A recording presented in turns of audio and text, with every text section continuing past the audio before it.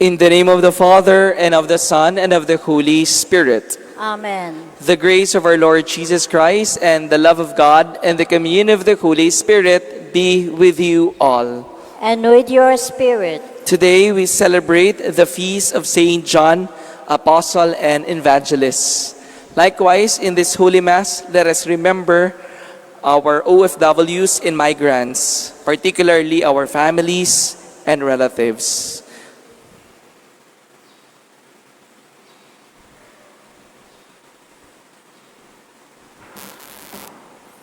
Brothers and sisters, let us acknowledge our sins and so prepare ourselves to celebrate the sacred mysteries.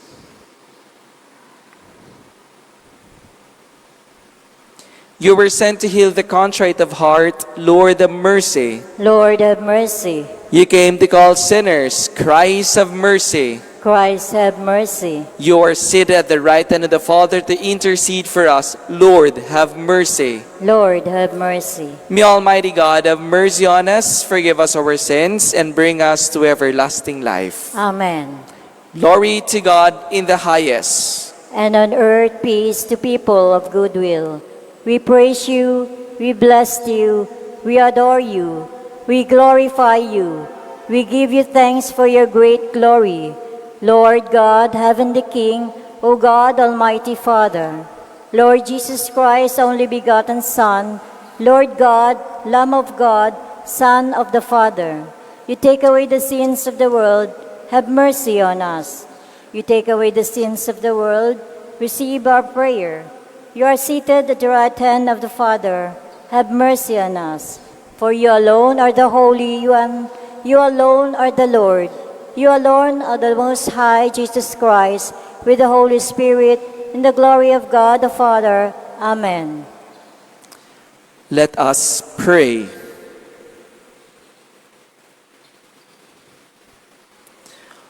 O God, who through the blessed Apostle John have unlocked for us the secrets of your word, grant, we pray, that we may grasp with proper understanding what he has so marvelously brought to our ears, through our Lord Jesus Christ, your Son, who lives and reigns with you in the unity of the Holy Spirit, God, forever and ever. Amen.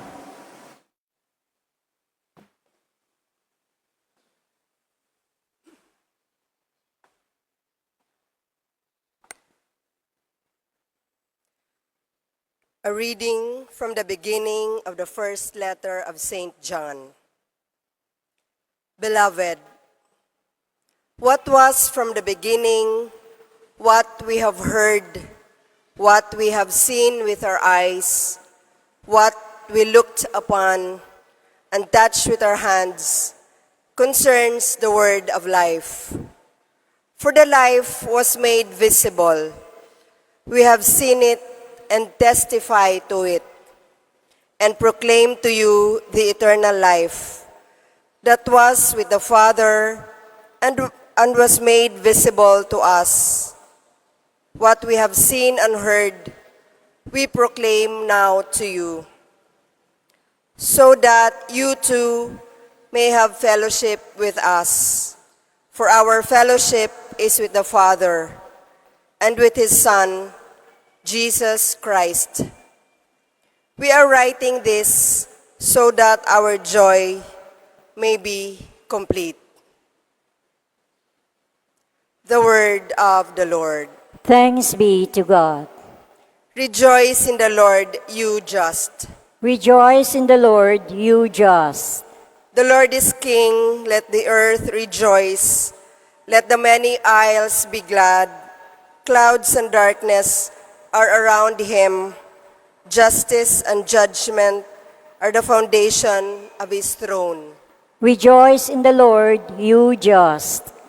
The mountains melt like wax before the Lord of all the earth. The heavens proclaim his justice, and all peoples see his glory. Rejoice in the Lord, you just. Light dawns for the just, and gladness for the upright of heart. Be glad in the Lord, you just. and give thanks to his holy name. Rejoice in the Lord, you just. Please all stand. Alleluia, alleluia. We praise you, O God. We acclaim you as Lord. The glorious company of apostles praise you. Alleluia, alleluia.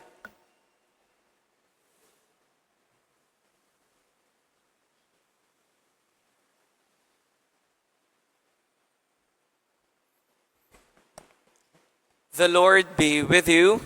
And with your spirit, A reading from the Holy Gospel according to John. glory to you, O Lord. On the first day of the week, Mary Magdalene ran and went to Simon Peter and to the other disciple whom Jesus loved and told them, "They have taken the Lord from the tomb, and we do not know where they put him." So Peter and the other disciple went out and came to the tomb. They both ran, and the other disciple ran faster than Peter and arrived at that tomb first. He bent down and saw the burial clothes there, but did not go in. When Simon Peter arrived after him, he went into the tomb and saw the burial clothes there, and the cloth that had covered his head, with the burial cloths but rolled up in a separate place. Then the other disciple also went in, the one who had arrived at the tomb first, and he saw and believed. The Gospel of the Lord. Praise to you, Lord Jesus Christ. Merry Christmas sa inyong lahat. It is really good to see you smiling. Iba talaga ang mga ngiti natin tuwing Pasko. At sana itong mga ngiti ay hindi lang dahil marami tayo natanggap ng mga material na mga bagay, kundi ngumingiti tayo dahil narito na si Jesus bilang batang sanggol na isinilang. We are happy because of Christ. But the question is, how do we sustain this kind of happiness? How do we remain joyful every day? As we celebrate the feast of Saint John, Apostle and Evangelist, he reminded us of his letter. I quote, "We are writing this so that our joy may be complete." In short, every time we proclaim Christ to others, we feel joyful. We are happy when we speak about Jesus because our Lord is the good news. Kaya nga kung gusto natin maging masaya, ay ipahayag natin si Jesus. At walang nagpapahayag tungkol kay Jesus na nakasimangot. Imagine, we are proclaiming the love of God to others, but our face is frowning o nakasimangot. Who would ever believe with our words when our body language does not coordinate with what we speak? And this is also a reminder for me as a religious priest. Every time I spread the good news, my heart becomes joyful because of Jesus. I proclaim with joy and excitement because I bring Jesus to others.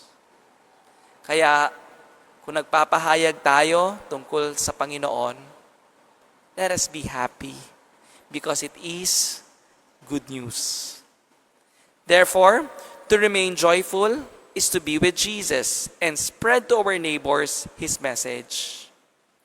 I believe no one is sad when we tell our stories and experiences with God.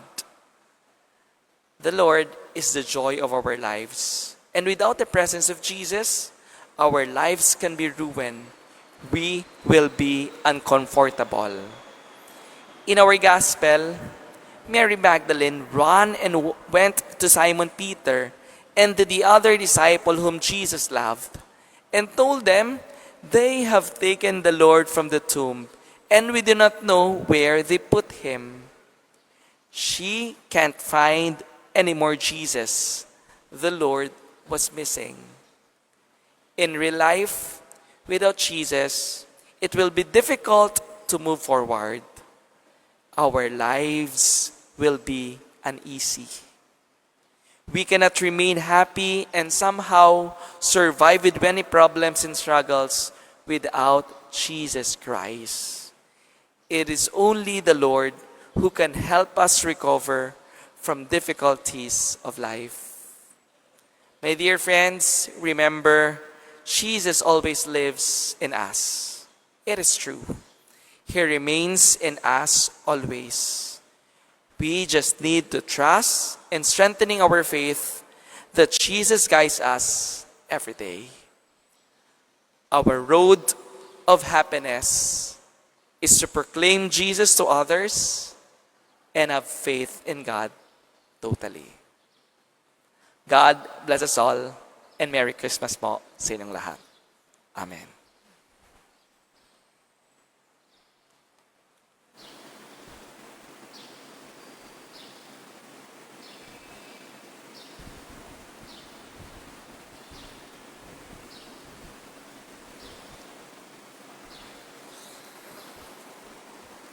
John was called the beloved disciple because he was faithful one, close to the heart of Christ.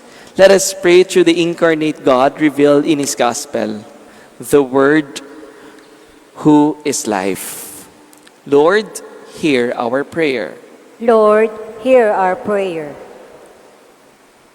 That the Church may be zealous in her apostolic mission, entrusted to her by Christ, let us pray to the Lord. Lord, hear our prayer. That we may strive to conform our wills to that of Christ, let us pray to the Lord. Lord, hear our prayer. That like Saint John, we may have a deep knowledge of Jesus by studying the truths of our faiths, let us pray to the Lord. Lord, hear our prayer. That we may have the courage to follow Christ to the cross and to the empty tomb, let us pray to the Lord. Lord, hear our prayer. That we may share in Saint John's gentle love for Our Lady, let us pray to the Lord. Lord, hear our prayer.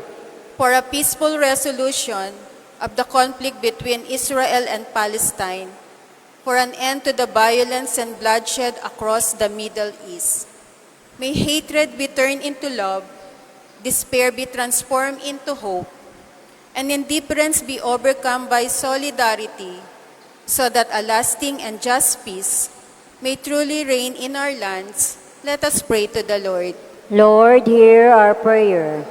For those who offered masses to be celebrated in the national shrine of our Mother of Perpetual Help, may God answer their petitions and hear their thanksgiving. Let us pray to the Lord. Lord, hear our prayer. For our OFWs and migrants, particularly our relatives, friends, and families. And in silence of our hearts, let us offer to the Lord our personal and family's intentions.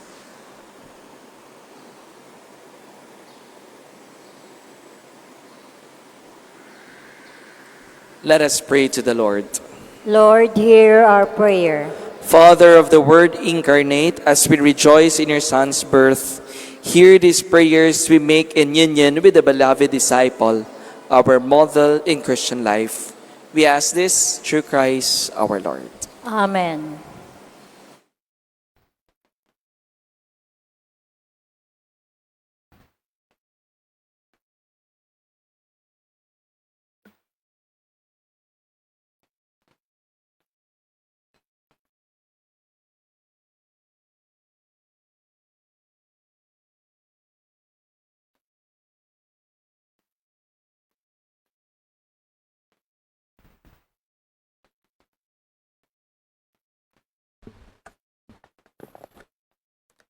Blessed are you, Lord God of all creation, for through your goodness we receive the bread we offer, fruit of the earth and work of human hands. It will become for us the bread of life. Blessed be God forever.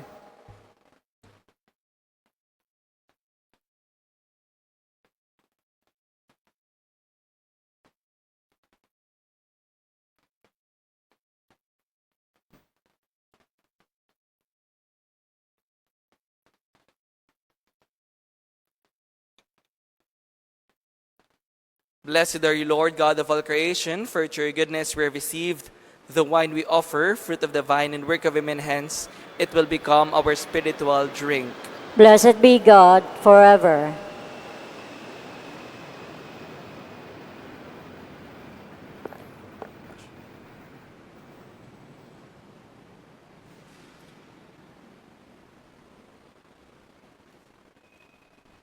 Pray, brothers and sisters, that my sacrifice and yours may be acceptable to God, the Almighty Father. May the Lord accept the sacrifice at your hands for the praise and glory of his name, for our good and the good of all his holy church. Sanctify the offerings we have made, O Lord, we pray, and grant that from the banquet of this supper we may draw the hidden wisdom of eternal word, just as from the same source you revealed it to your apostle John, through Christ our Lord. Amen. The Lord be with you. And with your spirit, Lift up your hearts. we lift them up to the Lord. Let us give thanks to the Lord our God. It is right and just. It is truly right and just, our duty and our salvation, always and everywhere to give you thanks.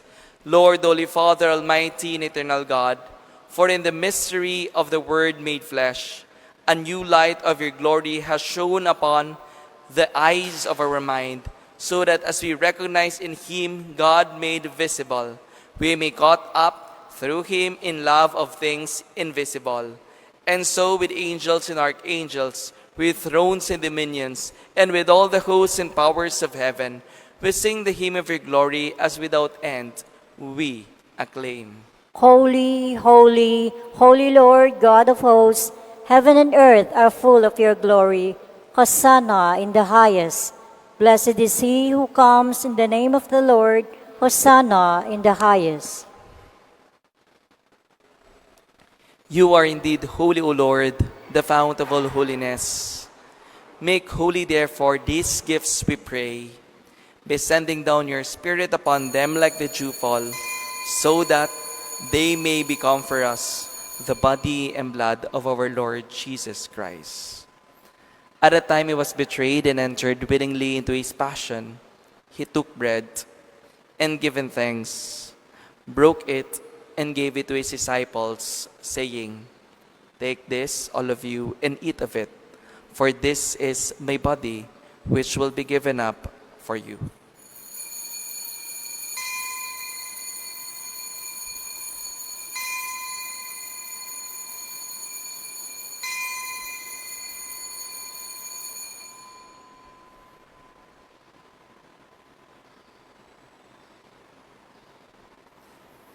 In a similar way, when supper was ended, he took the chalice, and once more giving thanks, he gave it to his disciples, saying, "Take this, all of you, and drink from it, for this is the chalice of my blood, the blood of the new and eternal covenant, which will be poured out for you and for many, for the forgiveness of sins. Do this in memory of me."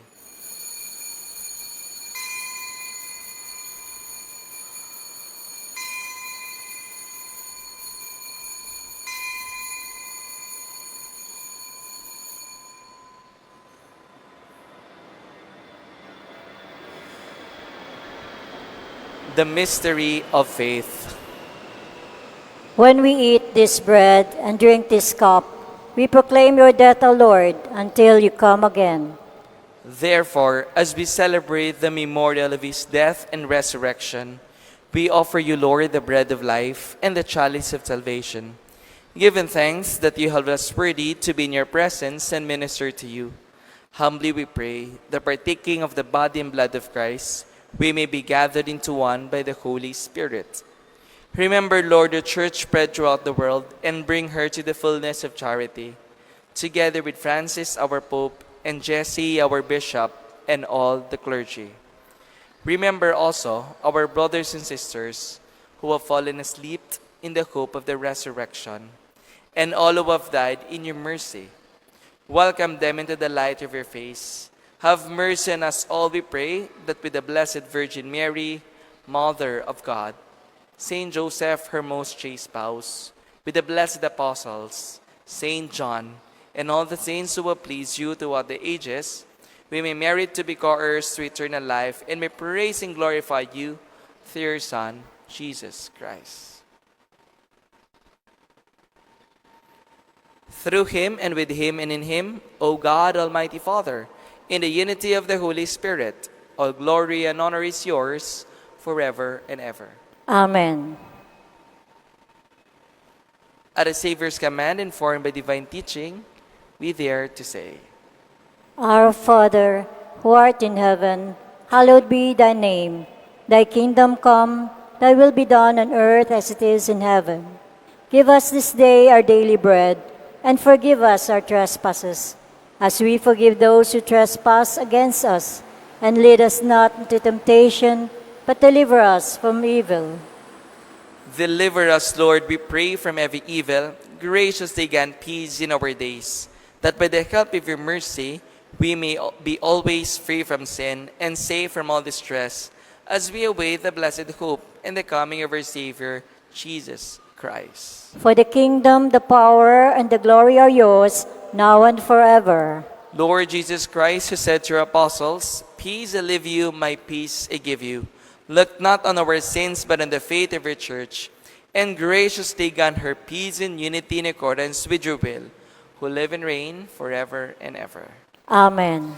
The peace of the Lord be with you always. And with your spirit. Let us offer each other the sign of peace.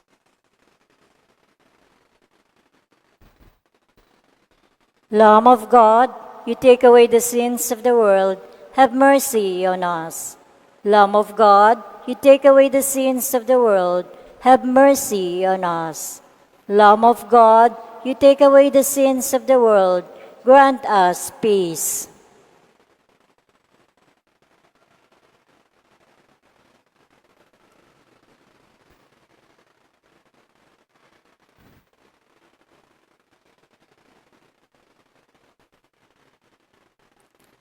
Behold the Lamb of God. Behold him who takes away the sins of the world. Blessed are those called to the supper of the Lamb. Lord, I am not worthy that you should enter under my roof, but only say the word, and my soul shall be healed.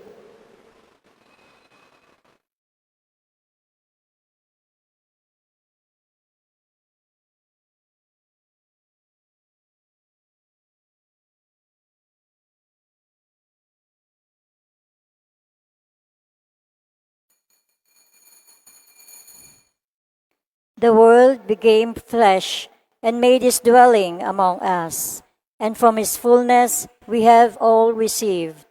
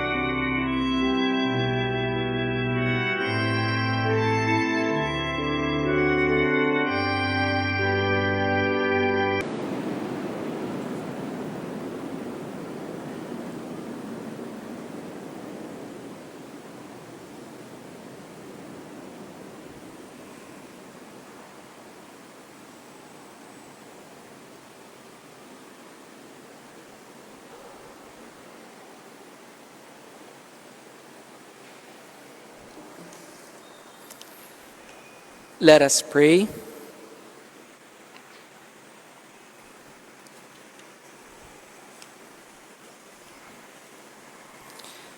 Grant, we pray, Almighty God, that the Word made flesh, proclaimed by the blessed Apostle John, may through this mystery, which we have celebrated, ever dwell among us.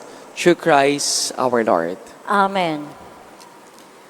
Thank you very much for coming in our Holy Eucharist celebration this morning. And this is really my first time to celebrate Mass here in BACLARAN Church. No?